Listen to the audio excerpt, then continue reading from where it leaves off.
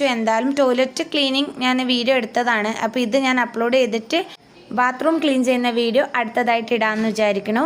Closet വൃത്തിയാക്കാനാണെങ്കിൽ ഞാൻ ഹാർപ്പിക്കാണ് ഉപയോഗിക്കുന്നത്. ഞാൻ ഹാർപ്പിക്ക് ഒഴിച്ചിട്ട് കുറച്ച് നേരം വെയിറ്റ് ചെയ്യും കേട്ടോ. എന്നിട്ട് ബ്രഷ് വെച്ചിട്ട് തേച്ച് കൊടുക്കും. അപ്പോൾ എനിക്ക് തോന്നുന്നുണ്ട് എന്തെങ്കിലും അഴുക്കുണ്ടെങ്കിൽ പെട്ടെന്ന് ഇളകി പോകുന്നത് പോലെ എനിക്ക് തോന്നിയിട്ടുണ്ട്.